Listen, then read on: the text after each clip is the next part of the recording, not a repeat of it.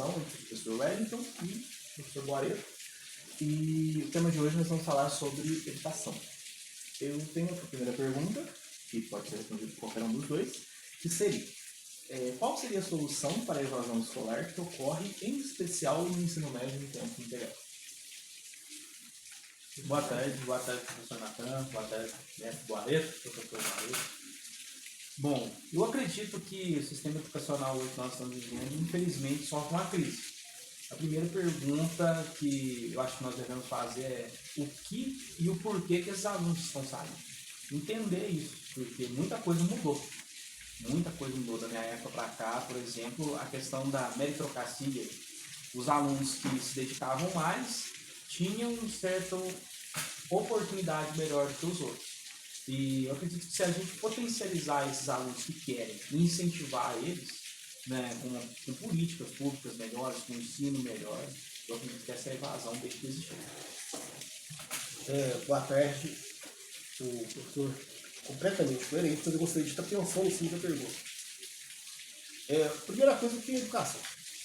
O Freire ele disse que educação é a capacidade de pensar, discutir, analisar com certeza. Eu concordo com isso. O que seria uma escola integral? Quando a Alemanha se unificou em 1851, foi implantada a escola integral, onde o menino iria ter uma alimentação balanceada, com proteínas e carboidratos, prática de exercício, lógica, matemática, idiomas e conteúdos que iam transformá-lo em uma pessoa, além de ter valores, a ingressar em qualquer área acadêmica ou do trabalho, onde ele quisesse. A pergunta é: a proposta da escola integral do Brasil é essa? Existe no Brasil uma garantia de formação? Eu tenho profissionais qualificados dentro das instituições? Ou eu tenho uma mudança a cada ano de uma nova tentativa? São perguntas que devem ser feitas. Renan Fernandes, ele fala lá na década de 60, uma sociedade de ladrões que não rouba para atacar. Então você está pensando dessa forma. E, como a segunda pergunta, a reprovação seria um mecanismo para melhorar a educação ou apenas mais uma forma de aumentar a evasão? E eu gostaria de entrar também na questão de quais poderiam ser outras sugestões do sistema de reprovação, ou exemplificar. Seria uma forma de reprovação que não fosse, o aluno não fizesse o aluno repetir o ano todo por conta de uma disciplina, assim como é muito feito no ensino superior. E o aluno tem que refazer a disciplina, mas ele não precisa refazer todas as disciplinas daquele ano, daquele semestre, por conta de não ter conseguido suficiência em uma disciplina. Nós sabemos que a realidade, infelizmente, não permite que isso aconteça, mas como vocês acham que um estilo de reprovação mais próximo ao ensino superior seria mais adequado? Porque o aluno, às vezes, ele reprova em uma disciplina, mas ele acaba desanimando porque ele é forçado a fazer o ano letivo todo de novo. Ao meu ver, uma educação que volta a provas, ela é falida. Eu bebo muito da fonte de alguns países onde que o menino ele entra com determinada idade na escola e quando ele sai, ele não tem que fazer um Enem da vida. Toda a sua bagagem, toda a sua formação é avaliada e com aquela nota de avaliação ele é orientado, conduzido e ofertado em curso. Então eu não tenho provas, eu tenho uma formação. Para mim, seria a forma mais coerente. Por quê? Reprovar já está provado que não funciona. Aprovar um menino sem saber, eu estou brincando no caso. Então eu acho que nem reprovar, nem aprovar. Mas mudar a maneira de avaliação. Porque quando uma sala de aula vai mal, a culpa é dos estudantes ou é do professor? Se você é uma pessoa que funciona relógios, eu trago para você 50 relógios, e você consegue consertar 20, isso é um péssimo. Então, se um professor ele reprova para 10, 15, 20%. Pergunta aí. Ele é bom no que ele faz.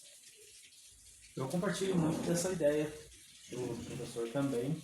Eu acredito que potencializar a habilidade de um aluno é de suma importância. Porque nem todo mundo, por exemplo, é bom em matemática, é bom em história. Então, de repente, esse cara tem uma habilidade maior nas humanas, mas não tem uma habilidade tão grande assim nas artes. Eu acredito que valorizar isso é importante. Nem todo mundo é igual o outro.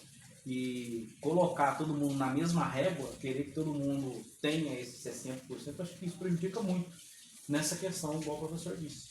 Né? Eu acredito que esse é um método montessoriano até, que potencializa Fala de sonhos, um pouco potencializa as habilidades do menino, valorizando aquilo que ele já tem na essência dele. De repente, ali a gente tem um excelente matemático, mas que está sendo forçado a ser um cara de humanas. E não é bem por aí. Pelo menos eu penso assim, dessa forma. Eu acredito que seria bem mais interessante para a nossa educação. Para complementar, eu, inclusive, sempre comento sobre isso. E não, acho que essa mudança deveria partir primeiramente do sistema de avaliação para depois nós mudarmos o sistema de ensino. Porque não adianta as escolas modificarem o sistema de ensino, colocarem um sistema de ensino completamente sem avaliações, se no final da educação básica a pessoa precisa fazer uma avaliação. Então, primeiramente, antes de mudarmos a educação, eu acho que deveríamos mudar a avaliação. Como que vai ser feita a seleção para as pessoas entrarem no curso superior? E como vai ser feito o sistema de aprovação, reprovação dentro do ensino superior? Infelizmente, o ensino superior ele ainda é muito engessado na questão de avaliação e, por exemplo, a exemplo de que aconteceu comigo, de disciplinas que os professores só aplicavam avaliações escritas. E a gente não tinha muita forma de ver se de fato aprendemos e colocar na prática, principalmente por ser um curso de licenciatura. Então, Vou fazer uma pergunta. O menino do ensino médio, eu defendo que ele precisa saber construir habilidades. A primeira habilidade é conseguir absorver e cumprir regras. Horários, entrada, saída, fila, merenda, Segundo, ele conseguir se socializar. Ou seja, ele conseguir mexer com vários grupos diferentes, harmonicamente, em equilíbrio, e conseguir produzir com eles. Terceiro, ele conseguir dominar as 4 operações mais atabuadas. Quarto, ele conseguir ler, entender e discutir um texto. E último, ele conseguir ter características humanizadas. A pergunta é, o menino que forma hoje o ensino médio, com o mesmo curso superior, ele consegue dominar essas 5 habilidades? Então, E como que o senhor pensaria em implementar esse modelo, professor? o grande erro é as pessoas acharem que a escola é para todos. A escola não é para todos. Alguns passam pela escola, outros permanecem na escola, outros nem entram na escola, somente o corpo, realmente tem utilidades. A escola ela está virando um depósito de pessoas, onde os pais eles estão dando ao sistema a tutela dos seus filhos. Nós temos hoje um sistema falido em todos os sentidos. Interessante que Foucault já viu isso na década de 60. Nós temos um modelo carcerário, um modelo jurídico, nós temos um mecanismo de emprego, nós temos aí relações socioafetivas extremamente contaminadas. Então, aos meus olhos como estudante, eu percebo que o pulo do gato seria a volta à humanização e não o individualismo, que é o que é pregado no nosso sistema. É você e o concorrente que tem tomado. Helena Blavatsky, uma filósofa russa, ela tem uma frase que eu gosto muito, ela diz que a maior heresia é acreditar que existe uma separatividade. Na verdade, todos os seres estão ligados. Eu gosto muito dessa fala de Blavatsky. E você já ouviu isso. Que a gente já vai terminando. acredito, na mesma linha de pensamento que eu estou Boreto, de que essa questão da individualidade, ela acaba prejudicando muito as pessoas no sentido de, às vezes eu poderia ajudar alguém com determinada dificuldade, mas eu não vou ajudá-la porque ela é minha concorrente, que o fato de ajudá-la poderia fazer com que ela se sobressaísse diante de mim. Eu tenho um exemplo feito assim, na questão de... Por exemplo, uma conversa uma vez com uma professora que participou da minha formação, ela comentou quando eu fui fazer o concurso para a instituição que ela trabalha, ela tinha, havia uma aula prática, né, uma prova prática, que seria uma prova didática. E essa professora, cada professor tinha que levar o seu próprio projetor, e uma das pessoas, parece que o projetor ou não estava funcionando, ou acabou não levando, e ela emprestou o projetor. Quando ela emprestou o projetor, as outras pessoas que estavam próximas disseram que, mas por que ela fez isso? Porque seria um concorrente a menos para eles.